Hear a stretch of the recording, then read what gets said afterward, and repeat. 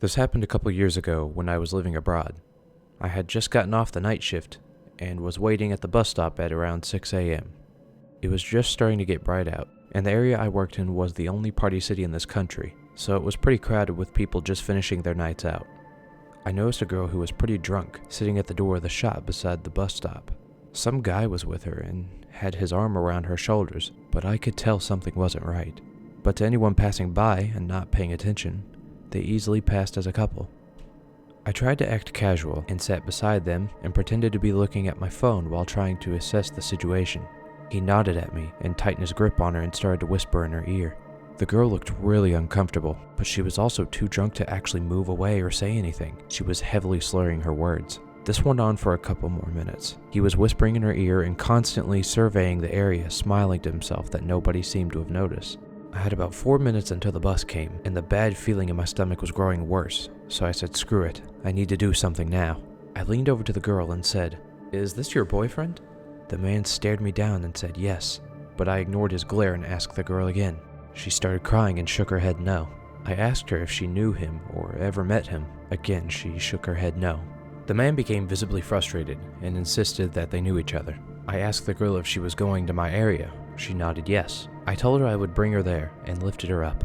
At this point, the dude rolled his eyes and started cursing at me. I held his gaze but was terrified on the inside in case he got on the bus and followed us. Thankfully, when the bus pulled up, he just turned and walked away. I guess this was because a few people were now waiting to get on, and he didn't want to cause a scene. I sat beside the girl on the bus, which was about a 20-minute ride. She was still quite drunk and slurring her words at this stage, but from what I could piece together, she had lost her friends and her phone died, and this man started talking to her when she left the club to find them, that he kept insisting on bringing her to his house. When we got to our stop, I walked her home and made sure she got in okay. She asked me to take her number so she could talk to me when she was sober. We chatted a few times since that, but she said that she was extremely thankful I had noticed something was up. When she left the club, she was stumbling and this guy apparently came out of nowhere and started offering to help her, putting his arm around her so she could walk, etc. He was telling her things like he was going to take her back to his house and have fun with her. She said she was terrified but too drunk to get the words out to call for help. When I had sat beside them, he was whispering in her ear to shut up and not say anything.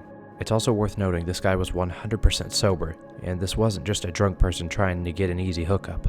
The place this happened in is a party city, as I said, so unfortunately it's likely that this kind of thing happens all the time and a lot of guys could be getting away with this type of behavior. If you are ever in a situation like this and you feel like you can help someone in distress, please don't hesitate. If you don't feel comfortable approaching someone yourself, you could call the cops. If you are the victim in the situation, do your best to call out to passerbys for help. Always be aware of your surroundings and be safe. Make sure your friends and family know exactly where you are and who you're with. So, creepy guy who tries to take advantage of drunk girls? Let's never meet again.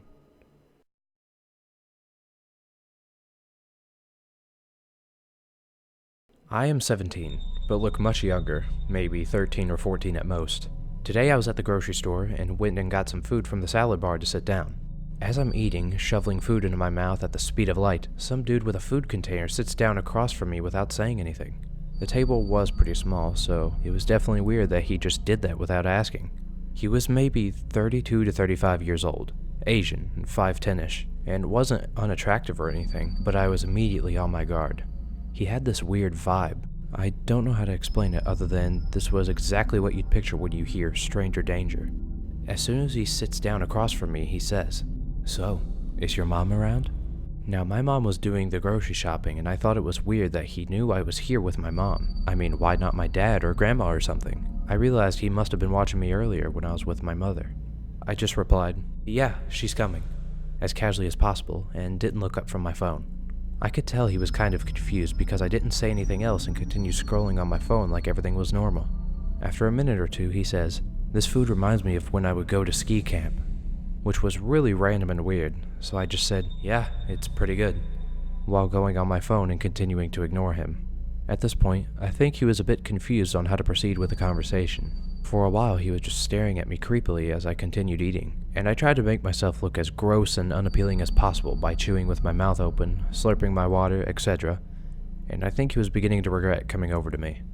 I was getting a really weird vibe from him, so I played a sound on my phone to make it sound like it was ringing and pretend to answer and talk to my mom. While I'm on the phone, he would not stop staring at me. He eventually asks, "What grade are you in?" And I ignored him. Right around then, by pure coincidence, my mom comes over and we get ready to leave. She was talking to someone on her cell phone, so I couldn't tell her right away what was going on, but we got ready to go when she accidentally dropped her change. Immediately, this dude lets out the most hysterical, clown-like cackle I've ever heard and is rocking back and forth on the chair laughing like an absolute freaking lunatic.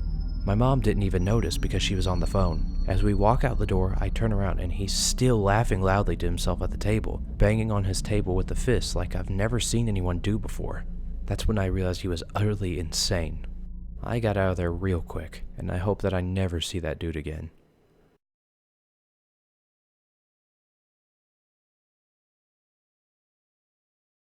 When I, a 15-year-old female, was on the train home from town one night, around 10 p.m., so it wasn't crazy late and there were plenty of people getting on and off the train and I wasn't feeling anxious about my safety at all. I was finally 2 stops away from mine when I see this guy, I would say mid-late 30s, dressed rather nicely, stumble onto the train, and again, I'm not too worried because of all the people around, but I am very aware of him walking towards me at this point. He sits opposite of me and flashes a weird, drunk smile in my direction. I smile back politely because we caught eyes, but continued to look out the window with my headphones in, and that's when I notice his friends across the platform. They're making some sort of gesture towards him, laughing, being drunk. I try not to stare right at him. After what felt like an eternity, the train starts moving again. My body is completely stiffened up at this point, and I'm getting really bad vibes from this guy. He stinks of alcohol and is mumbling under his breath, so I keep my earphones in but turn the music down very low. He's speaking a different language and I can't understand it. At one point, it looked as though he was going to lunge for me, and he leaned forward but sat back into his seat again abruptly. This is when I really started to freak out. My stop is next, and though my stop is not necessarily in a very isolated area, it's not exactly bustling with people 24/7. For context, when you get off the train, to the immediate left is an industrial estate with offices, apartments, etc. And then to the right, the way I have to go, is this long road, and on either side of the road are bushes and trees, and though it's not very dense, they're creepy at night. I need to get off the train, but I don't want him to follow, so I walk to the exit behind him, pretending as though I'm checking out the route map, and when he doesn't get off to follow me, I breathe a sigh of relief. I get off the train and start walking, but then he suddenly bolts from his seat at the last minute and runs to an exit in front of me, so I obviously see him coming out. A few people get off at the same stop, but they all started walking left towards the industrial estate, and I realize I'm going to be walking alone with this guy for at least 10 minutes or so. I think to myself that I just have to get past the wooded area, because after that, it's a main road with houses and a school. I'm walking fast. I've passed him at this stage. Occasionally, I take a glance behind me, although he's stumbling and almost dragging his body with one foot. It felt like something out of a scary movie. He seems to be keeping up with me fairly well.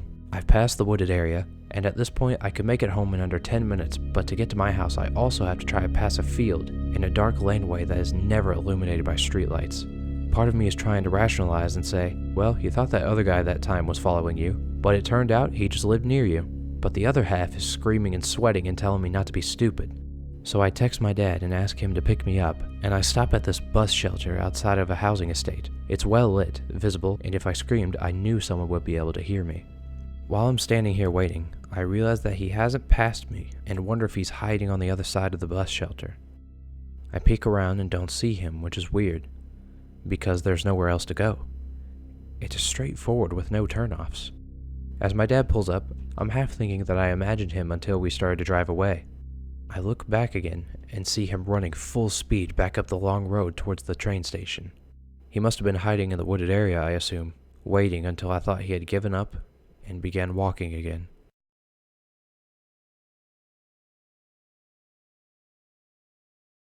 So this happened last night. I, a 25 female, live alone in an apartment and not a very good part of my city. I was laying in bed watching Criminal Minds when the phone to the door to my apartment complex rang. It's a locked door, so visitors have to be let in. So it rang 4 or 5 times and I wasn't expecting anyone. It was about 10 p.m., so I didn't open the door or answer the door phone.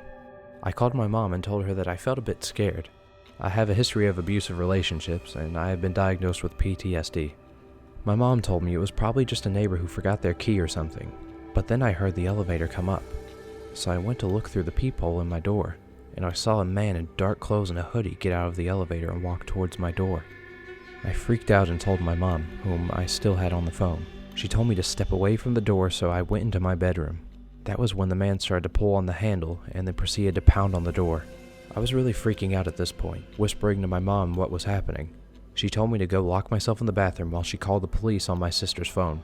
The police told my mom to tell me to mute my phone and hang up the call with her so that they could call me. I did, and they called me and told me to stay locked in the bathroom and to be quiet. At the same time, I could still hear the man trying to get in. The woman told me that a police patrol was only a couple minutes away. I was in full panic mode at this moment. After what felt like forever, the woman on the phone told me that 2 police officers were outside my door, so I could go out from the bathroom and open the door for them. I was crying and hyperventilating when they entered. One officer stayed with me in the apartment, while the other searched the building. They never found the man. So, here I am today, still freaked out, not knowing who the man or what he wanted. So, please don't come back, whoever you are.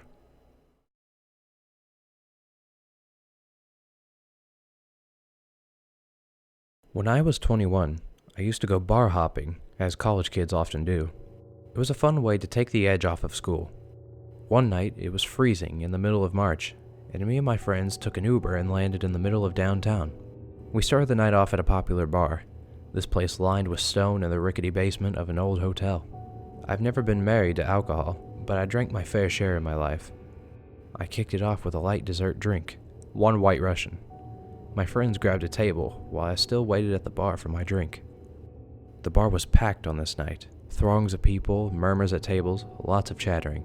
Faces became blurry in the mix. As I was seated, 2 men came up and sat next to me, so that I was between them.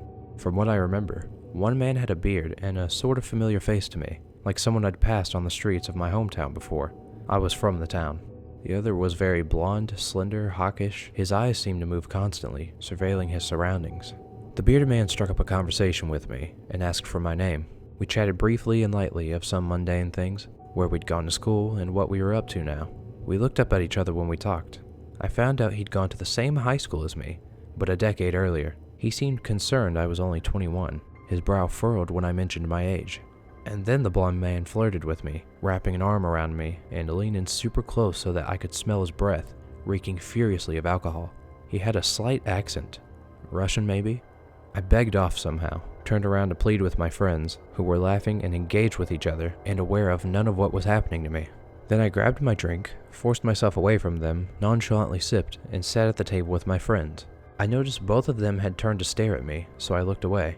I didn't think much of the man's aggressive flirting, or how I'd been nearly trapped between them. I reasoned that when you go out, you get flirted with. It goes with the territory.